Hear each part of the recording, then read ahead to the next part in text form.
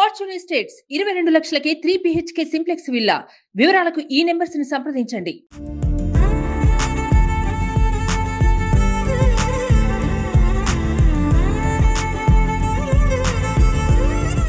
లష్కర్ కోటలో జెండా పాతేది ఎవరు?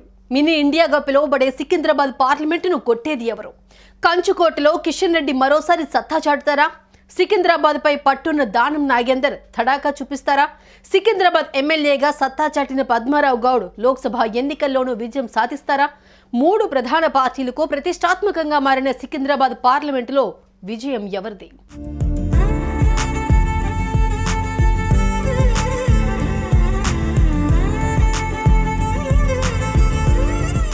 సికింద్రాబాద్ బీజేపీ లోక్సభ అభ్యర్థిగా కేంద్ర మంత్రి, ఆ పార్టీ రాష్ట్ర అధ్యక్షుడు కిషన్ రెడ్డి మరోసారి బరిలో దిగుతుండగా కాంగ్రెస్ నుంచి ఖైరతాబాద్ ఎమ్మెల్యే దానం నాగేందర్, బీఆర్ఎస్ అభ్యర్థిగా సికింద్రాబాద్ ఎమ్మెల్యే పద్మారావు బరిలోకి దిగారు. ఈ ముగ్గురికి ఓటర్లలో మంచి బలమున్న, ఎంపీగా మోదీ ప్రభుత్వంలో కేంద్ర మంత్రిగా పనిచేసిన అనుభవం దృష్ట్యా కిషన్ రెడ్డికే గ్రౌండ్ అనుకూలంగా కనిపిస్తోంది. ప్రస్తుతం కాంగ్రెస్ అభ్యర్థి దానం నాగేందర్కు గట్టి పట్టున్న, దానం నాగేంద్ర అనగానే ఇంకా బీఆర్ఎస్లో ఉన్నట్లుగానే ప్రజలకు గుర్తుంది. ఆయన కాంగ్రెస్ లో చేరినట్లు తెలిసినప్పటికీ ఇంకా బలంగా నమోదు కాలేదు. దీంతో నాగేందర్, పద్మారావు అనగానే ఇద్దరు ఒకే పార్టీ కదా అంటున్న వారు సైతం ఉన్నారు. ఇదిలా ఉంటే ఎంపీగా పోటీకి దానం పెద్దగా ఆసక్తి చూపడం లేదని, దీంతో మాజీ మేయర్ బొంతు రామ్మోహన్ సతీమణి బొంతు శ్రీదేవి పేరును కాంగ్రెస్ పరిశీలిస్తుందని వార్తలు వస్తున్నాయి. దీంతో కాంగ్రెస్ లో కొత్త అయోమయం కనిపిస్తోంది.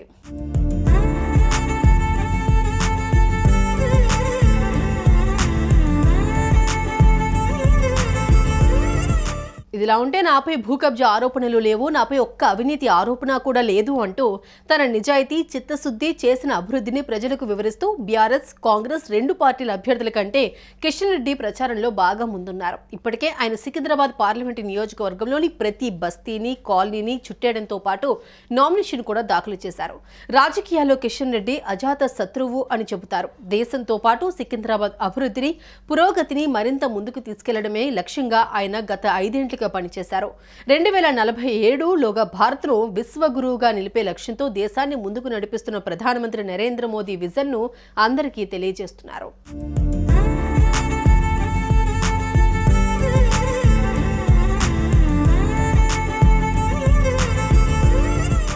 లోక్సభ ఎన్నికల్లో బీజేపీకి మెజారిటీ సీట్లు అందించి 3వసారి ప్రధానిగా మళ్లీ ఎన్నికవుతున్న నరేంద్ర మోదీ విజయంలో తెలంగాణ ప్రజలను భాగస్వామ్యం చేయాలని, వికసిత భారత సంకల్పాన్ని సాకారం చేయాలని కిషన్ రెడ్డి విస్తృతంగా పర్యటిస్తున్నారు. కేంద్ర ప్రభుత్వ పథకాలను వివరిస్తూనే గత 10 ఏళ్లలో కేంద్రం తెలంగాణకు ఏం చేసిందో, గత 5 ఏళ్లుగా సికింద్రాబాద్ ఎంపీగా తానేం చేశారో ఆయన ప్రజలకు నివేదిక రూపంలో చెప్పడం జనాలను విశేషంగా ఆకట్టుకుంది.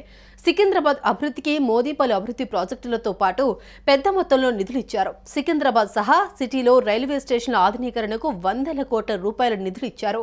Cherlapalli terminal, MMTS second phase, Hyderabad మెట్రోకు నిధులు, regional ring road, ring rail ప్రాజెక్టులు మంజూరు చేశారు. ప్రధానమంత్రి ఆవాస్ యోజన పథకంలో భాగంగా సికింద్రాబాద్ పార్లమెంటు నియోజకవర్గానికి 70.32 కోట్ల రూపాయల ఖర్చుతో 3,522 ఇండ్లను కేటాయించింది నరేంద్ర మోదీ సారథ్యంలోని కేంద్ర ప్రభుత్వం.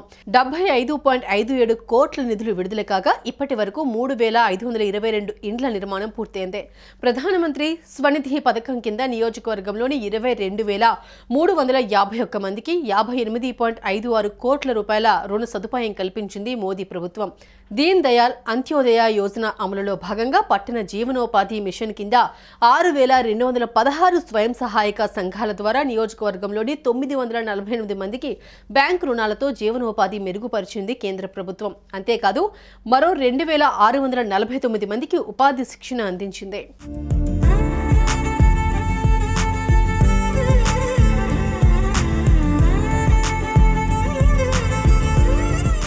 మరోసారి గెలిస్తే చేయబోయే పనులపై కూడా ఆయన క్లారిటీ ఇస్తూ ఎన్నికల ప్రచారం చేస్తున్నారు కిషన్ రెడ్డి. అందుకే ఆయనకి ప్రజల నుంచి అపూర్వ స్పందన వస్తోంది. సికింద్రాబాద్ పార్లమెంటు నియోజకవర్గంలోని 7 అసెంబ్లీ సెగ్మెంట్లలో అన్ని బస్తీలు, అపార్ట్మెంట్స్, కాలనీ అసోసియేషన్లను కిషన్ రెడ్డి వ్యక్తిగతంగా కలిశారు. ఇటీవల ఓపెన్ టాప్ జీప్లో ప్రచారం నిర్వహించారు. సొంత నియోజకవర్గంలో ప్రచారంతో పాటు రాష్ట్ర బీజేపీ అధ్యక్షుడిగా ఇతర ప్రాంతాల్లోనూ పర్యటిస్తూ కమలదళంలో కొత్త ఉత్సాహం నింపుతున్నారు. సికింద్రాబాద్లో సర్వేలు కూడా సానుకూలంగా చేపట్టడంతో కిషన్ రెడ్డి మరింత దూకుడుగా ప్రచారం సాగిస్తున్నారు. మరోపక్క కాంగ్రెస్, బీఆర్ఎస్ అభ్యర్థులు నామ్కే వాస్తే అన్నట్టుగానే ప్రచారం చేస్తున్నారు.